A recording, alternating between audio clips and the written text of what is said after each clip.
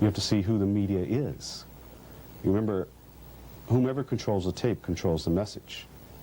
And if you look at who actually controls that, then you'll see why the media prefers to keep us out of it. But once again, that's like fighting against the tide. That ain't happening. Change is coming. I think most stereotypes come from ignorance. I think people tend to start, when they don't know enough about a group of people, or they fear what they don't know, then they begin to form images and stereotypes. I had a video director feel that he had, in order to communicate to me, he had to talk slang. And the funny part about it was, the whole time he was talking slang and using like a street dialect, I was talking to him in proper, clear English. Then also Asians being portrayed, their life are very cheap, you know, they're very expendable. And you see a lot of movies like a Rambo, you know, or the Vietnam films deal with the America's invasion, you know, Southeast Asia. And normally you see the white male is coming as a hero, you know, a lot of Asians get slaughtered and get killed, not by 10 or 20, but normally by 10,000, you know, and 20,000, massive, you know, amount. In their minds, white is better, white is smarter, white is cuter, dark is stupid, black is ridiculous, and the association is you're black or brown, you're not believable as a smart, bright, intelligent human being.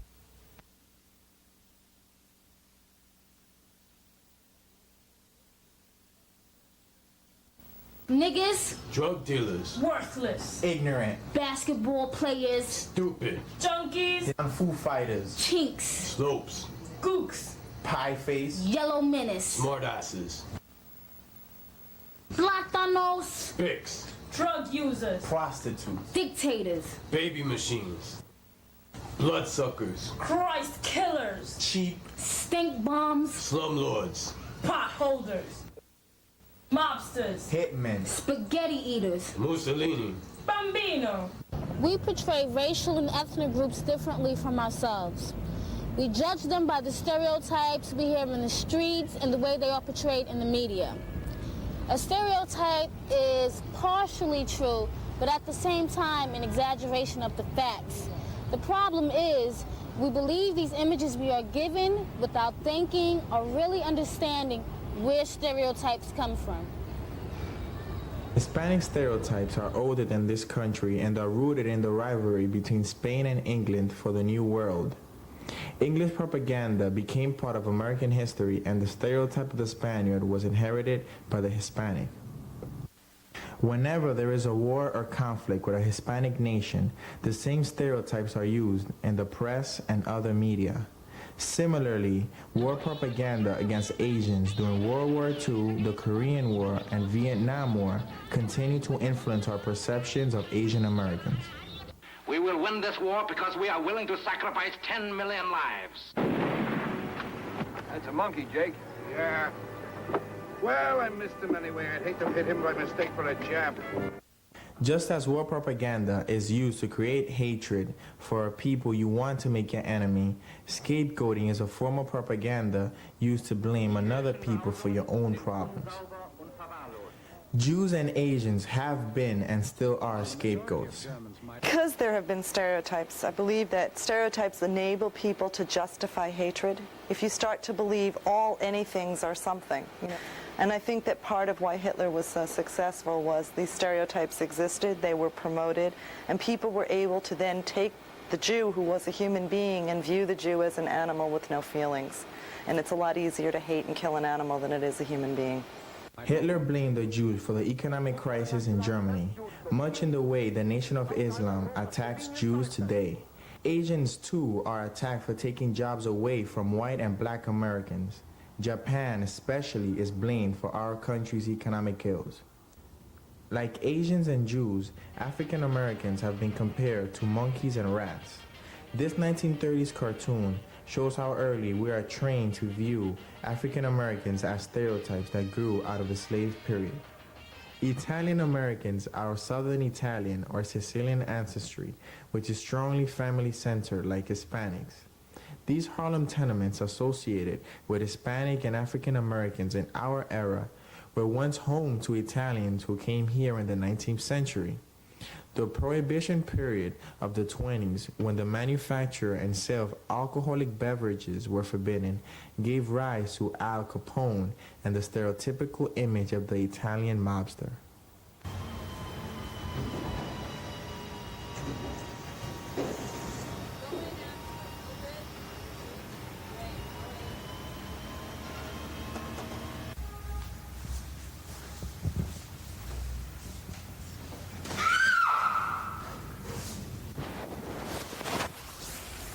Now that you've seen where stereotypes come from, our question is, why do they continue? The media plays an essential role in either perpetuating or breaking through the stereotypes, as the following film clips show. Pero, chequea esto, mira eso. Oye, heavy duty, heavy duty. I've been asked to perform all the stereotype roles: the junkie, the crackhead, the thief, the mugger, the gangster, all the negative stereotypes, because that's what Hollywood has been doing to Puerto Ricans for the longest time. I try to change that, but I have a big problem because I am the stereotype. When I come into an audition, they see a thief, a junkie, a tecato. I will be perfect, just perfect for that part. Puerto Rico, my heart's devotion, let it sink back in the ocean. Always the hurricanes blowing. Like Rita Moreno in West Side Story, Hispanic actresses have been cast in stereotypical roles. Since the 1930s, Hollywood has portrayed Hispanic women as fiery, erotic, and seductive. Dolores Del Rio, Lupe Velez, and now Rosie Perez are some examples.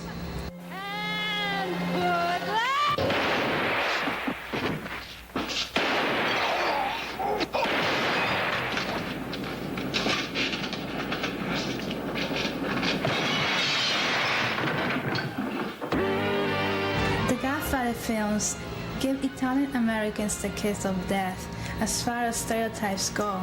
Mafia violence is glorified and identified with the Italian family.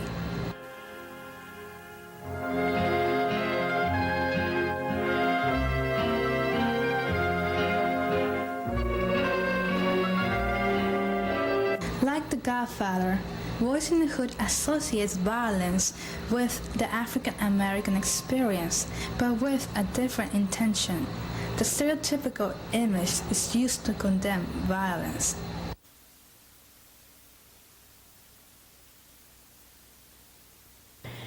Each race does have what they consider their typical person. What would be nice is that we would try to, or Hollywood or the media would try to create more roles that are based on experience rather than race. Jews are shown to be stupid, ugly, and uncivilized. In the German Nazi propaganda film, The Eternal Jew, the sophisticated Berlin Jew, the ones that pass for German, are more dangerous. Well, baby, me so horny. Me so horny. Me love you long time. You party? Yeah, we might party. How much? $15? $15 for both of us. No, each you $15. It hurts because Asian women growing up in the society watching this stereotype created for themselves and then get reinforced by people who are brainwashed by these images, and they feel like, do I have to conform to the image that someone else created for me? Can I be myself? Can I be what I think I am? And then they're always constantly fighting, struggling over this dilemma. And then sometimes the stereotype becomes negative to the point that some people believe in the stereotypes and approach the Asian woman with that stereotype in mind and have certain anticipation and expectation in their mind. And then even something that some people consider positive, but to me it's still a stereotypical image. It would be like the kung fu kind of image, Bruce Lee,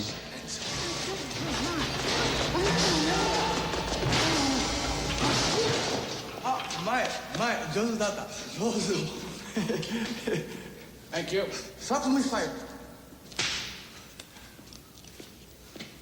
You know who that was? Clint Eastwood. Clint Eastwood か。あ、違う。Clint Eastwood はとっても高いです。Yes, very tall. So is I. Yes. Clint Eastwood. The Puerto Rican mambo, not a musical, attempts to fight stereotypes through comedy. Oh, hi. I'm looking for shampoos, conditioners, that sort of thing. Okay. All you have to do is go right down aisle 7. You'll find everything you need. See it straight back. Thank you. Okay, great. Do you want something? No, thank you. I'm just browsing. Browsing? Yeah, just browsing. You're browsing? Browsing. A Puerto Rican? Browsing? He's browsing? Mr. Howard, there's a Puerto Rican browsing. Attention shoppers. There is a Puerto Rican browsing in the store. Please do not be alarmed. Gather up your belongings and valuables and please proceed to aisle 7. If you see the Puerto Rican browsing, please do not take any action yourself. We have the situation under control. Thank you. With all the kinds of people living in New York City, it's surprising we haven't learned to break through stereotypes. Stereotypes affect everyone and create problems between communities, from simple misunderstandings to eruptions of violence.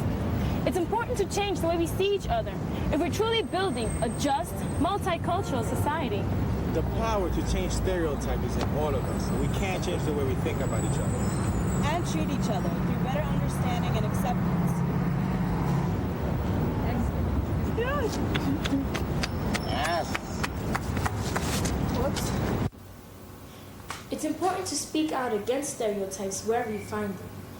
If you see a stereotype on TV that offends you, write to the Community Relations Office of that TV station and send that same complaint to the sponsors. Those are the companies advertising their products through commercials such as Coca-Cola or Nike. If a film is offensive, write to the distribution companies such as MGM, Paramount Pictures, or Warner Brothers. And you should also complain to the manager of the theater where you saw the film and the mayor's office of film, theater, and broadcasting. In school, you can start a club where students can talk through issues or start a newsletter. A good organization to contact is Educators for Social Responsibility. They deal with conflict resolution between students and can help with problems involving textbooks and teachers. You'll find the address and telephone number at the end of this program, along with other organizations. What's important is to respect everyone, especially if they're different.